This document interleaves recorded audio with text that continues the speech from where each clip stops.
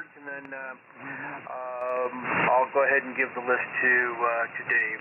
N4DLA, NY6L. Okay, thank you. NY6L, N4DLA. Just real quick, I heard Rocco N6KN during the vintage or the novice rig roundup 2 weekends ago. Heard him barely in there, but he was QSOing a station on 15 meters. I don't know what vintage rig he was using for that, but it's for old novice era rig, so that was kind of cool. So it was real weak. It was up 15. I'm sure he wouldn't have been able to hear me. So I'll stand by for the net. NY6L and vintage sideband roundtable early from N4DLA. Okay, very good, Matthew. All right, it's a couple of minutes to 7 here. So, Dave, whenever you're ready, I'll give you groups of 4 here when you're ready to go. NY6L Hesperia. Okay, Jay, I have pen in hand, so go ahead. Okay, first station is W6DQ. That's W6DQ, Dennis. Next is KF6QNG. KF6QNG. That is Lisa. Next is KB7LOQ. KB7LOQ, and that's Art. And then I got Tom, W6TOM. That's W6TOM. How's that, Dave, so far? Yeah, very good. Just fine. Okay, the next 4, K6KOI. That's John, K6KOI. Next is N6AF. That is Chuck, N6AF. And next is K6ZTA, and that's Vaughn, K6ZTA. And then we got KI6CSA, and that is Chris, KI6CSA. How are we doing so far, Dave? I got everything so far. Go ahead, Jay. Okay, the next group is WA9JIB, and that is Bob, WA9JIB. Next is WA6JUS, and that's John, WA6JUS. Next is K6LGL, that is Skip, K6LGL. Next is K2RP, that is Ron, K2RP. And the last one is N4DLA, that's Matthew, N4DLA. How's that, Dave? Over? Sounds good. Very good, Jay. I got all of it. Shall I put you in like number 4 or so? How's that? Throw me in there, whatever you can. That'll be fine. Okay, I'll put you after, I think I'll put you after Art. So, very good. Thank you for very carefully and slowly reading the list. You're boiling in here. I actually didn't look at the test meter. You must be 20 over here. So, very good. And I'll read the preamble and we'll get started here.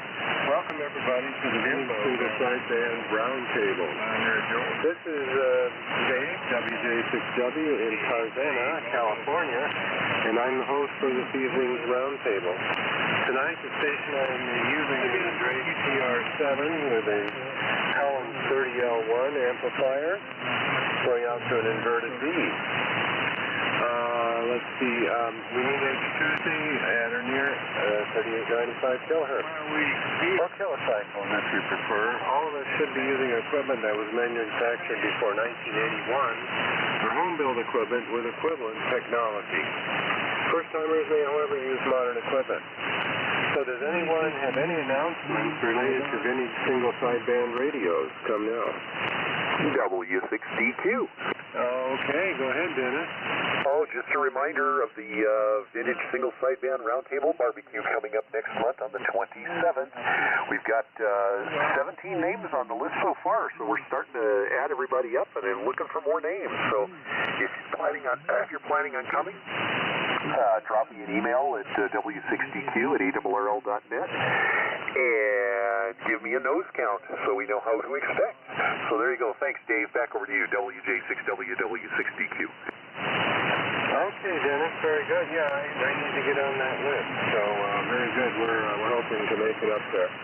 Okay, let's see. Let me just back something down here a little bit.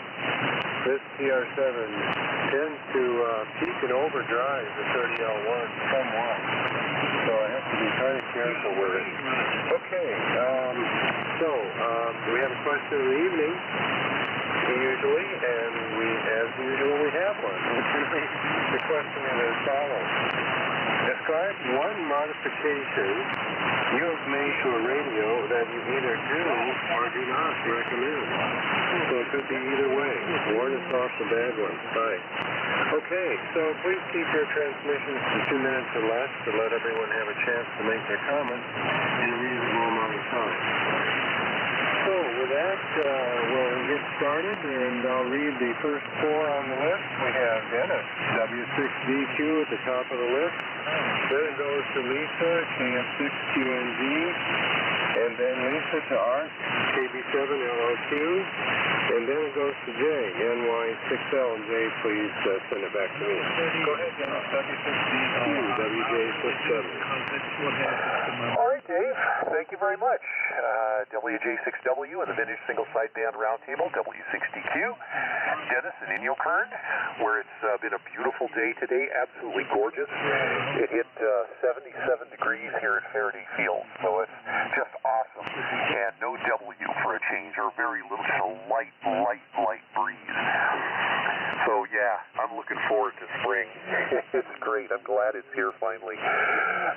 Let's see, tonight we're running the Collins S line, one of several Collins S lines. This is the 32S3A, 75S3C, and the 30S1 amplifier.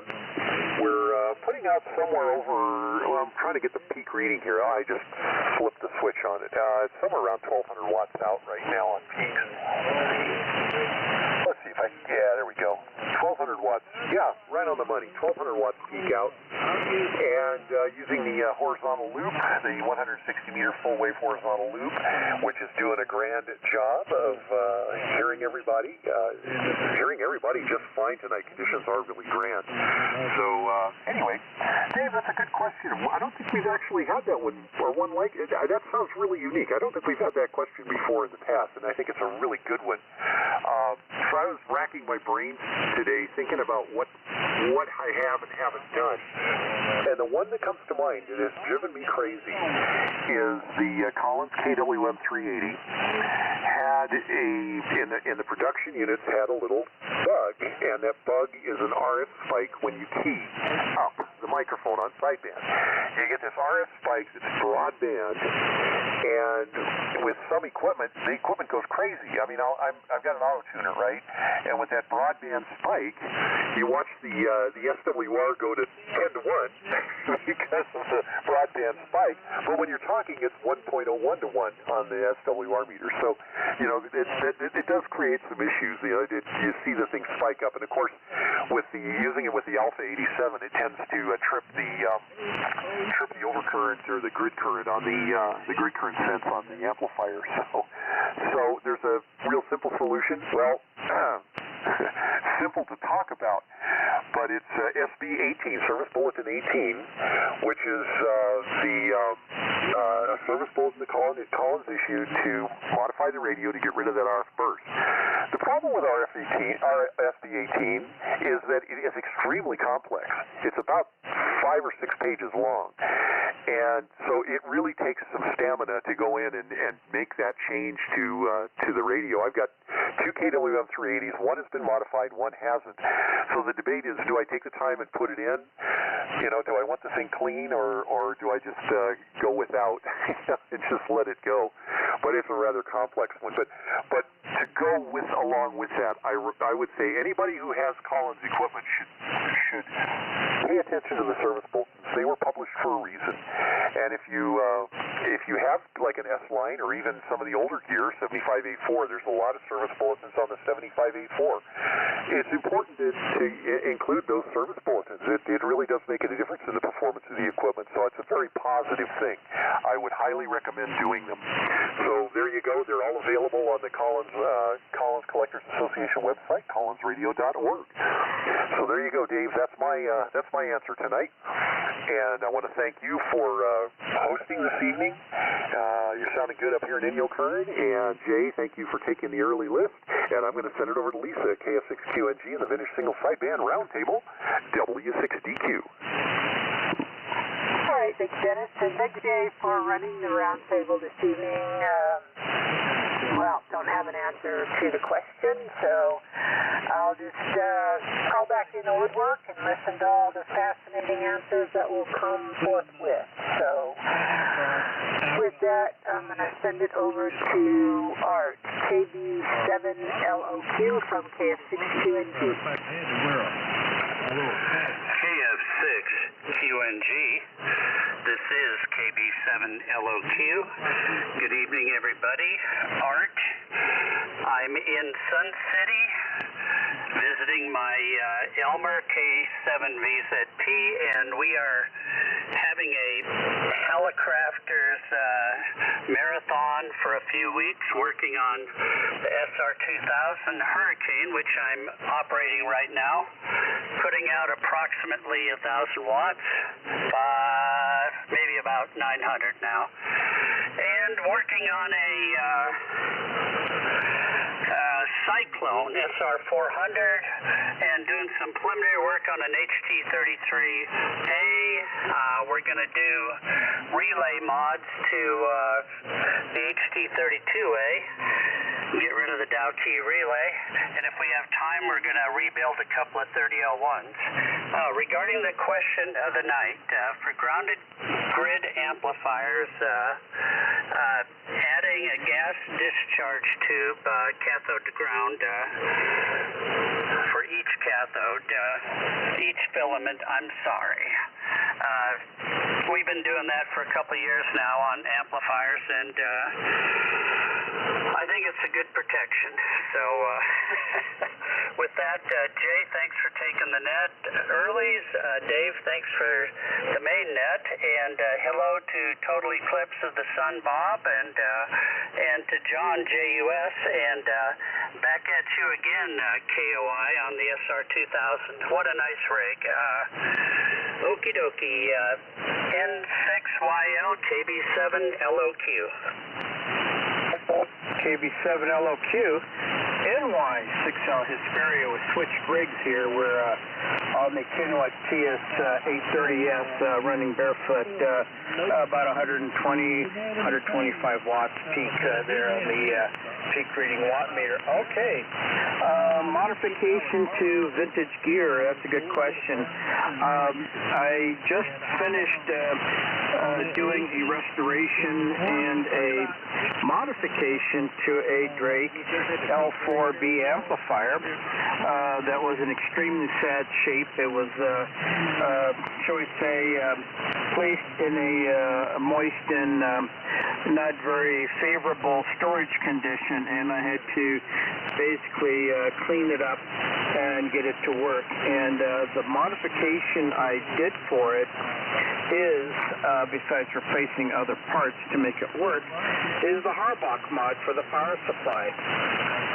when I checked the original power supply, I did not like the looks of the corrosion that was in there, some open resistors, the power resistors, and so forth. So I went ahead and replaced the original power supply boards, rectifier board, filter boards out, put the Harbach mod in there, double-checked, triple-checked everything, and did some modification to the RF deck to replace the plate choke to a new one, and clean switches, and a 61 vernier, ball vernier drive for the to adjust the plate cap adjustment. So anyway, with all that done, I threw the switch on, and no bang, smoke, or pow, or sparks, and I was able to get full power, about 1,300 watts out of it with original iMac tube. So it's very rewarding. And the next mod I'm going to do is a Harbach mod for soft start, soft key, and of course the bias, and get that all done and have it modernized to run on modern rigs. So there you go. Over to you there, Dave, and how's my signal? If I need more power, let me know. WJ6W, NY6L. Okay, Jay, very good. You're about 10, maybe 15 over here, so no need for anything else. Doing fine. Very good on the L4B hardback mod. Well, already I'm thinking of mods I've done I'd forgotten about, but some similar things, like my 30L1, I've done the power supply mods to replace the diodes and capacitors and so on, so that's good. And all right, very good on being with your Elmer there in Sun City. I'm doing a lot of stuff. We could probably talk all night about mods. And then it's very good on the Collins recommended mods. I know it's really true for the KWM2. That original stock KWM2 had really serious AGC or AGC problems, and all that is worth doing, that's for sure. So, before we go on, is there anyone else who wants to get on the list now for the Vintage Sideband Roundtable? NI6Q. WA6 Juliet Kilowatt November.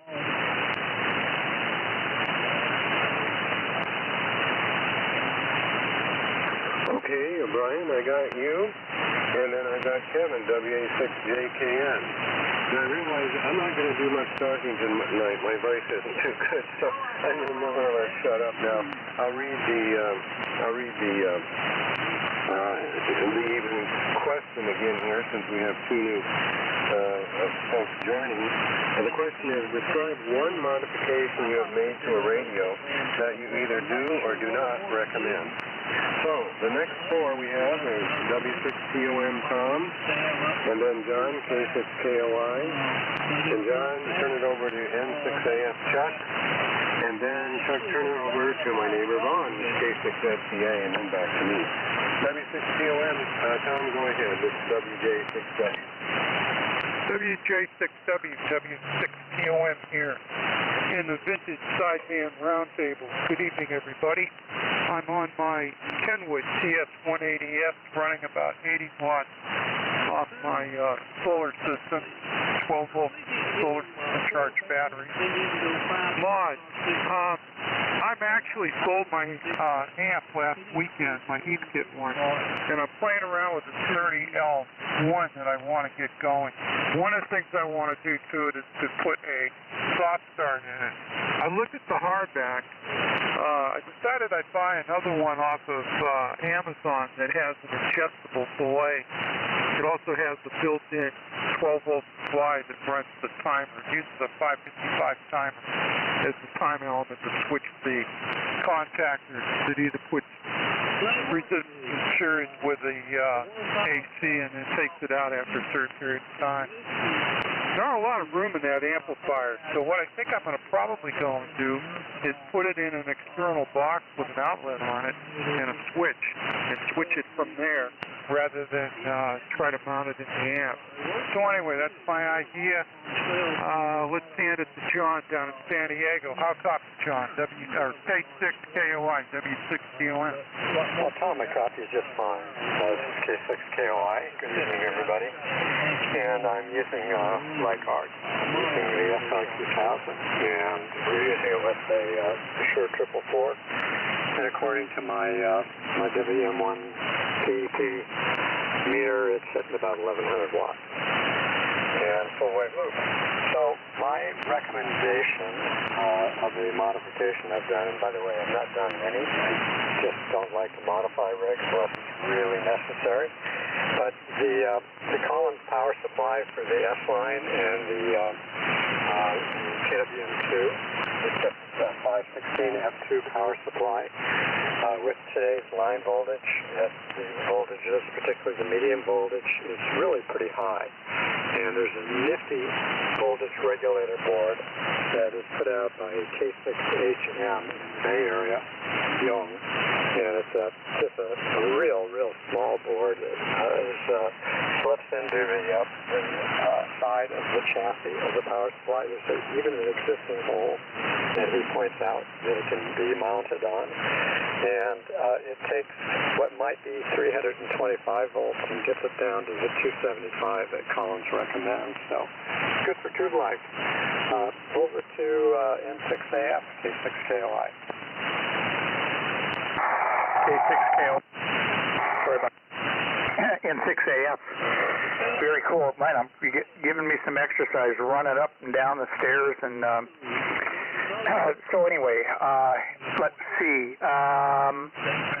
The mods, well, in general, I bought, over the last 8 years of my retirement, I've bought about a dozen boat anchors, and several I can see where people did modifications, and one was even way beyond the golden screwdriver. It was the golden hatchet effect on an HQ 170, but it seems sometimes that some of these mods are thrown in there, during a troubleshooting effort. So I would just say in general, with vintage boat anchors like Viking Rangers, KWM2s, HQ 170s, the best mod is no mod. Just go stock. And but of course there are certain things I'll recommend. I have a pair of SB220s, and I freely admit that I suffer from a little bit of 3500Z PTSD from one 3500Z that I had that had a loose plate. Yes, it actually could jiggle around, and I didn't realize that. And a couple of times it did the flash bang. But at any rate, what I've done here, both of my SB220s have the grids directly grounded, and but I put in a 2-amp fuse on the plate supply there. I believe just before the isolating choke, and just a little extra protection in case something goes crazy and it pulls a bunch of current. And one other hint to anybody that's got an SB220, always leave that multimeter selection in the relative power position. You definitely don't want to leave it in the grid current position, because that exposes more components to disaster if you do get a high surge there from a grid plate short or something like that. So just leave it in relative power. Don't ever leave it in grid. But anyway, coincidentally, I have another amplifier project. It's a single 3500Z that I'm building up in an old Hewlett-Packard equipment case, and this is going to be a lot of fun. So we're getting that together. All right. So the best mod is no mods in my book, generally speaking. All right, Vaughn, you're up. K6ZTA from N6AF. Okay, Chuck, thank you. Yeah, N6AF from K6ZTA here in in Woodland Hills, and we're using the 100V and the SB 220, and signals are good. Signals are good tonight. And on my SB 220, I made the Harbach mod on the power supply, and then I also got rid of the crazy grounding of the grid technique that was being used by these kids, and just strapped the grids to ground with heavy braids. So that has never been a problem. It's never caused me any grief that I'm aware of. In fact, that was with the original IMAX tubes that came in it. And then I lost one of the IMAX tubes. And so now I have another pair of the graphite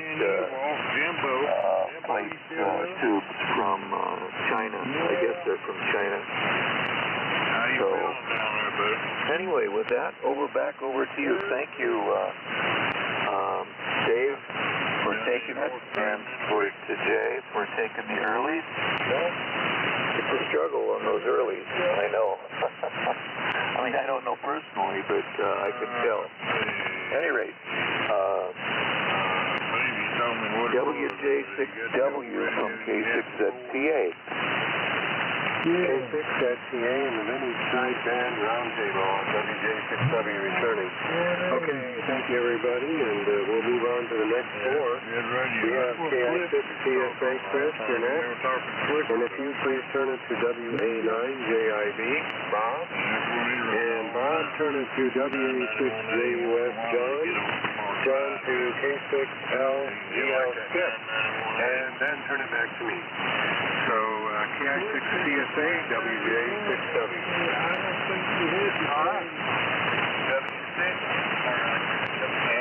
He sent it back to the factory. Updated to an 8. David, you're moving in here. It's always got a strong signal down here. And everybody's down a good signal all the way around. And we're running our latest rate. We got up on a Drake VR4 and the Shure 444 microphone with the Dentron Super Shure Plus going up to a inverted speed. What I call the Frankenstein. It's got Bob in wires, another antenna. I repositioned a little better now before Harriman. I'm happy about that. If anybody has an extra Drake knob, I'm missing a knob in front of this PR4, and I'd love to have it. K4 SSB. If anybody has any extra knobs floating around for Drake, let me know. I'd appreciate it. And the one fellow scared me when you said he was running a JIB Memorial station. I thought, oh my gosh. Oh no, we didn't lose Bob, did we? Holy smokes, man, what's going on? And then I heard JIB chime in and say, wait a minute. So, thanks for that, clarity there. That scared me. I was like, holy smokes, man. So anyways, I'm going to hand it over to Bob there in La Cunada. He's always got a good signal and a good station and good audio. WA9, KIB, who's still with us, thank the Lord. KI6TSA. Here too, KI6TSA, WA9JIB. Bob here in La Cunada, where rumors of my death have been greatly exaggerated. So, it's be a long time before there's memorials for KIB. I gotta survive to that eclipse of 2045. So anyhow, the band is really quiet tonight. People are good, everybody's good, copying everybody, copying Tom, copying Matthew. everybody sounds real good. Let's see, so helicopter's night for me, although I started with a Kenwood MC60 mic. HC32D is the transmitter. SS115 is the receiver. 48 speaker.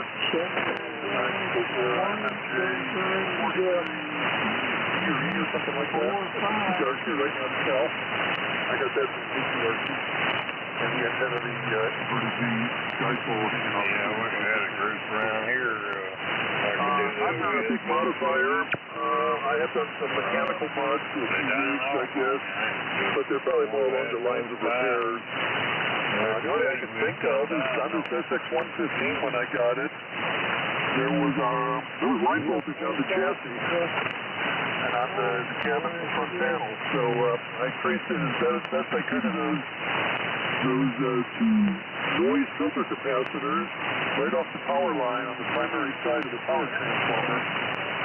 And I suppose I should live 20 miles south of Greensburg. Consider that a mod. Normally I just leave stuff the way it was intended by the manufacturer. But yeah, if safety's involved, and then I would recommend a mod. About 3 miles. But it's not. Just leave it the way it comes to the factory. It's what I've always done, but I might not always do that. Who knows? When I get more time, my upcoming retirement, who knows what I might do. Anyway, so with that, I turn it over to John. WA6JUS, WA9JLB. Mr. Bob. Well, WA9JLB, WA6JUS. all-day weekend. Bob. Oh my. I got to work on the antenna. As far as working on radios, I have sitting on the bench my Uncle Arthur's Hoover's W7IWW in Delhi. Just hit line. Instead I used the SB100 and from Game and this rig. And you know, I do a lot with guitar amplifiers. LO2 is a sympathetic.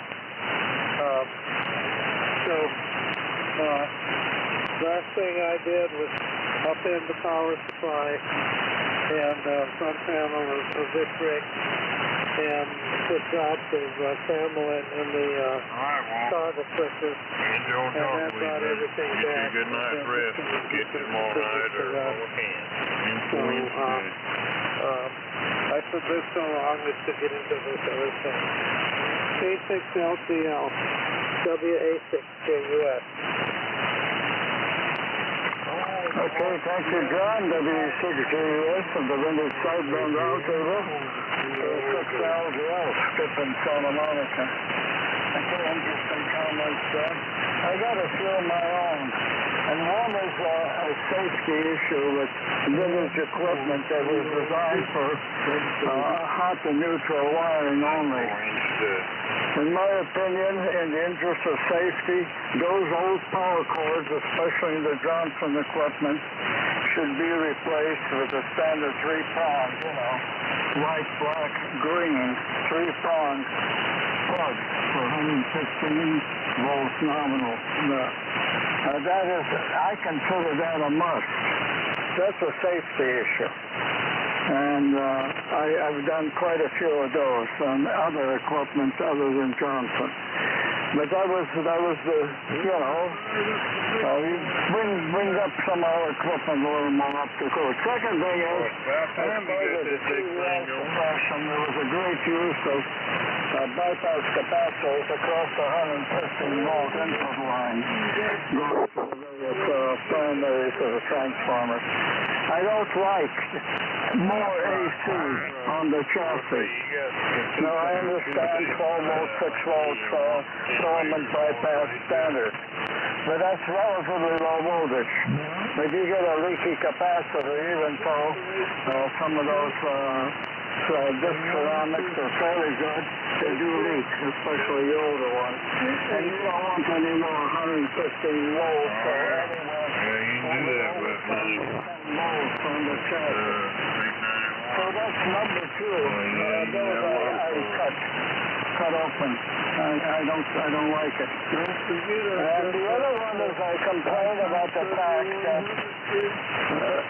input to the VFOs, especially World Radio and others, they use a cheap phono jack, which often gets very corroded, needs to be cleaned up. I prefer to replace that with a BNC. Put it in a truck. Chassis type. Real hose. Much better for VFO, better shield, and so on. And then, of course, I have a complaint about ground screws. We all have to ground our chassis to a common ground, which eventually goes to outside and so on. And I prefer at least a number. I don't want you to do 632, the tiny nut, if you can't put any kind of lug on it. So, end up having to put in and take out. No, I wouldn't do that. Again, most of this is safety, safety related. So, but the primary change to a three-prong power cord, I consider that mandatory if you want to run it. Okay, back to you, Dave. Thank you for doing the net, and Jay, thank you for doing the release. And the river set and roundtable, 826 liters way out. K6LGL and the previous 3 WJ6W here. Okay, well, I'll describe, I guess my favorite modification that I've done is putting in VFO stabilizers in, 3 of my rigs. This one, the Drake, is one of the TR7, another Drake, and a Collins 75 S3B. And they do what they're supposed to do. They make them rock solid. So I set this Drake at 3895, and as far as I know, it doesn't change. I think it's rock solid. So anyway, I like those. Well, before we call the last four that I have, is there anyone else who wants to get on list for the Vintage Sideband Roundtable coming out? Okay, I guess we have everybody then. So let's turn it to Ron, K2RP, you're next. Ron, please turn it to N4DLA, Matthew. And Matthew, turn it to Brian, NI6Q, and I'll relay if needed. Ryan, and then turn it to Kevin, WA6JKN. So over to you, Ron, K2RP, WJ6W. Okay, thanks, Dave. And thanks to both you and Jay for keeping this net running all these years. Everybody's doing their part. We appreciate it. Let's see. Modifications have never been my strong point. I agree with a lot of people who said they want to keep it as close to factory original. I've done a couple. I built 50 years ago or more. I built an SB 401 and 303 and wanted to use it for Rinny. And I did a little mod that if you go into the tune position, we could transceive for Rinny. And that was in the days with big heavy machinery doing the Rinny part rather than electronically. So that was one thing that I remember, and I eventually took it out again when I wasn't doing Rinny anymore. What else have I done? Little projects like my HT32 was an original. It didn't have push-to-talk, so I put push-to-talk in it. But they have to be useful. The only major one I did was sort of the reverse. I had a Lysco 600, I still have it, that I bought or somehow acquired from George YEC. And it has been stored carefully on the bottom of a pond, I think, for 28 years. And when I opened it up, there was it looked like a factory prototype of a modulator in it. And it was kind of hard to find what they did. So I don't know if you want to consider this a mod, but I tore out, except for the VFO, I took everything out, cleaned it up, restored it to the original, which is kind of a reverse mod. I took the mods out, if that counts for anything, and I still use it to this day. Anyway, thanks for everybody, and we'll send it over to N4DLA, I think it is, K2RP. Okay, thanks, Ron, K2RP, and the Vintage Sideband Roundtable from Matthew, N4DLA, in Orinda, California, about 15 miles east of San Francisco, using an Atlas 210X, running 100 watts output, Shure 444 microphone. The straight-feeding a sloping coaxial dipole that in the windstorm last week fell down from the 60-foot level when the rope broke, so now it's at the 20-foot level. So I'm surprised anybody hears me, and the SWR went up, so hopefully we get that fixed next month with the tree climber. And as far as modifications go, as like some have said, sometimes you end up with a rig you have to unmodify. My Heathkit HW12 took the cabinet off. There was some sort of trimmer capacitor on the VFO. There were a bunch of wires that were out of place, so got rid of the trimmer capacitor. Somebody said it might have been for getting into the Mars band at the high end of, or above 75 meters. And also put the wires back. Thank goodness they were the right color matching in the manual. Put them back where they belong. But I did modify the radio to key the SB200 amplifier by doing some wiring with the ALC circuit in the spare output or spare RCA jacks on the back. It does reduce the power output down a little bit on the HW12, but you don't want to overdrive the amp anyway, so that's fine with me. And other modifications have just been cosmetic. I put LED lights packages for the dial and the meter on my Heathkit HW8. So turn it over to Brian. I had good copy on Brian when he jumped in there. Great signals from everybody tonight. NI6Q and the Vintage Sideband Roundtable from N4DLA. Yes, okay, N4DLA, thank you for the report. Very strong here into Flagstaff, Arizona tonight, so thanks for the host tonight, and especially you, Dave. Yes, you have a voice that's a little bit different than usual, but still good, so no problem, no worries. I'm on the 6100 Barker & Williamson tonight as a transmitter and 75A4 receiver, and Barker & Williamson linear amplifier with a pair of 813s in grounded grid. So there we go, running about 600-700 watts right now. To the question, I would like to talk about a mod that I regretted doing.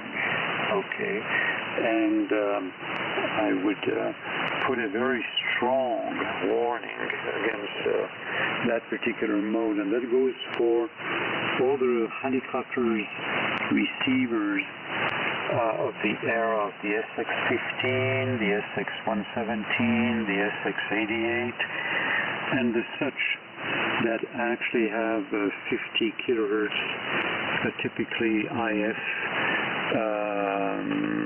frequency, and the selectivity different steps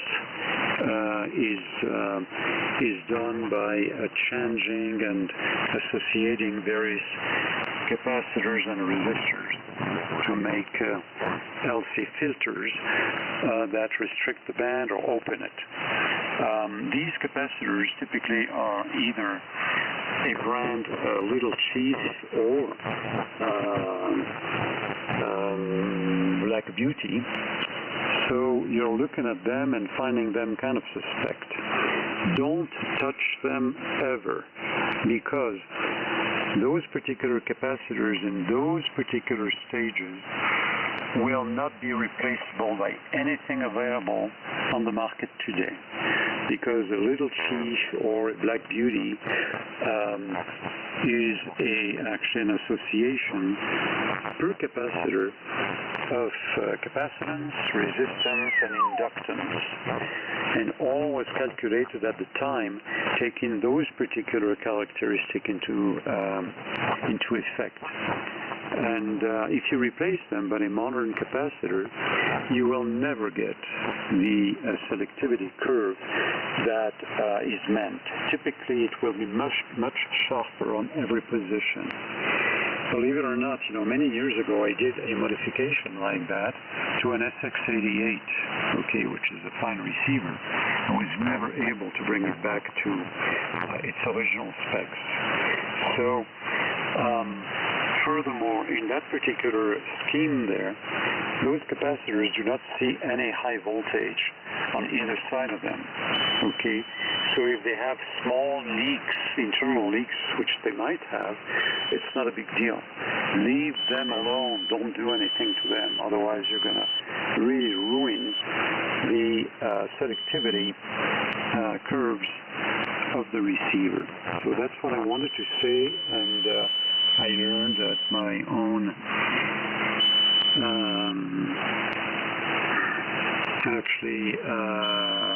it was really a problem. And so there you go. With that, nothing else. We've had some snow in the 2 last days here, but it's melting immediately, almost immediately on the ground, because the ground is too warm already. We're too late in season, so it's not holding. So with that, I'm going to pass it over to WA6JKN for the group. This is an I6Q Flagstaff. Yeah, thank you very much, Brian. Good input there, by golly. This is Kevin in Gilroy. Gilroy is known as the Garlic capital of the world, about 75 miles south of San Francisco. Since I got in here late, didn't have a chance to warm up the KW Sugar 1 or the 520. I got things disconnected here because I'm working, doing some maintenance on the KW1. So this is more of a convenience situation here. Spent all day outdoors. I just came in just a little bit ago, grabbed something to eat, and that's why I was late. I've been doing yard work most of the day. All right, on to the question of the evening. There's been a few mods. I guess my favorite one is increasing the size of the fuse, because I got tired of the fuse blowing all the time. I'm not supposed to get a laugh. Anyway, on a more serious note, I forget how many years ago it was, I purchased a KW Sugar 1, knowing that it had problems.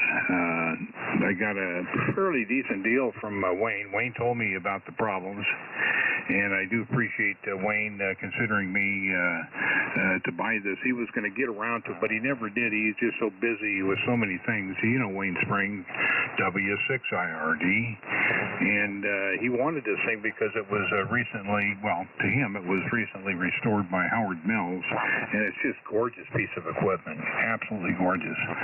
So he heard I was looking for one at the AMI barbecue, and he said, you know, if I was to sell the thing, I'd sell it to you because I know you know how to fix it. Okay. I've been working with Collins, old Collins equipment for a long time. So I took receipt of it, and the first problem I ran into was a little bit of a challenge, but resolved it. But the big one is what I want to share tonight, and I'll try to make it as quickly as I possibly can. When I went through the alignment procedure, I noticed that when I went through and peaked all the RF stages on the 80-meter band, there was this ugly parasitic and adjacent channel frequencies popping up on the spectrum scope. All right.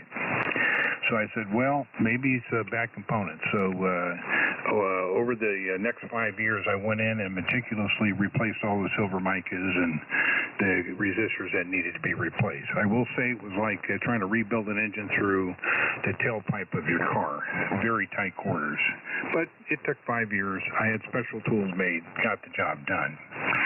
Now, I verified the as-built, as-designed configuration, so I knew right where I was from the design. Went in and started troubleshooting this ugly parasitic.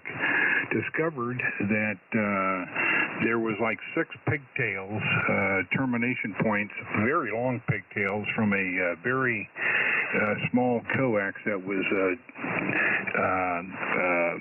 supplying a 250 kilohertz signal from the local oscillator to the first mixer, where the PTO frequency comes in.